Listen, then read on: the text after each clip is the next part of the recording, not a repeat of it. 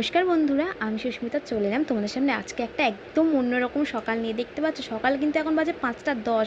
আর দেখো বাইরে বৃষ্টি অন্ধকার হচ্ছে, ভীষণ বৃষ্টি পড়ছে। একটু ছোট্ট করে তোমাদের সাথে একটা ভিডিওতে শেয়ার করলাম।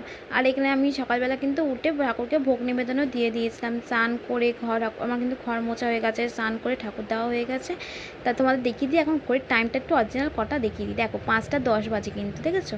তা আমার সমস্ত রকমের ঠাকুরের কাজ হয়ে গেছে। এইবার ভাতটাও বসিয়ে দিয়েছিলাম, ডালটাও বসিয়ে দিয়েছিলাম। ডালটা সিদ্ধ হয়ে গেছে, ভাতটাও দেখছি হয়ে গেছে, আর একটু সামান্য বাকি আছে ভাতটা। তাই আর আজকে আমি করবো পেঁপে ডাল।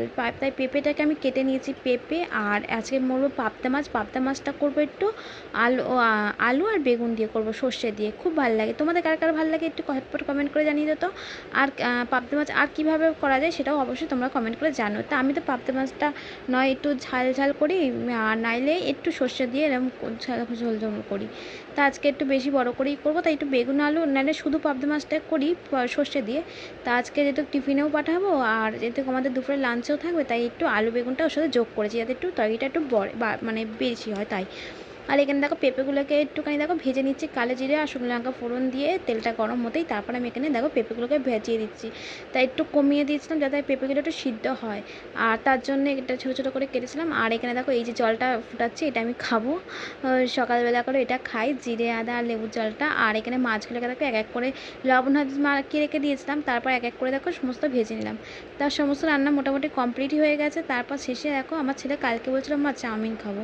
তা যেহেতু কালকে সোমবার ছিল, আমি না কালকে আর কোনো নিরামিষ রান্না আজকে আর খাস না, কালকে করে দেবো। কেন চাউমিনটা করতে গেলে পেঁয়াজ তো লাগবেই, তার সাথে ডিমও লাগবে। তাই আমি কালকে আর সবগুলোই নিরামিষ করেছিলাম, আর এই জন্য আর করে দিইনি।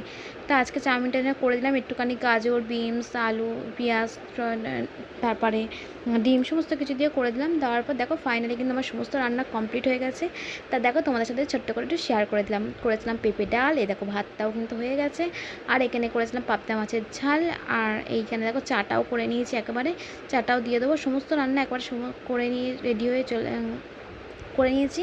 আর এখানে দেখো যেহেতু ছাতুটা খেয়ে যায়, ছাতুটাকেও গুলে দিয়েছি একেবারে, একটু লেবু আর লবণ দিয়ে ছাতুটা করে দিই। আর এই দেখো এখানে দিয়েছিলাম বাদামটা ভিজিয়ে রেখেছিলাম, সকালবেলা উঠেই ভোরবেলা ভিজিয়েছিলাম যাতে একটু বেলার দিকে না নরম হয়ে যায়। সারা রাত ভিজাই, কিন্তু আমার ছেলে আবার না মানে বলে যে না নাকি গন্ধ পায়, ও নাকি জল পচা গন্ধ পায়, তাই জন্য সকালবেলাই আমি ভিজিয়ে দিই। আর এই দেখো ফাইনালি চাউমিনটাও কিন্তু রেডি হয়ে গেছে। তো চাউমিনটাও এখানে হয়ে গেছে, দেখো কত সুন্দর লাগে। তোমাদের কেমন লাগে চাউমিনটা ঝটপট কমেন্ট করে জানিয়ে তো। তাই এবার আমি এখনও কাজ আছে অনেকটাই, এবার টিফিনগুলো গুছিয়ে দেবো তার জন্যে। তা আজকে ভিডিওটা বেশি বড় করছি না, এখানেই শেষ করছি। দেখা হবে নেক্সট ভিডিওতে। সবাই খুব ভালো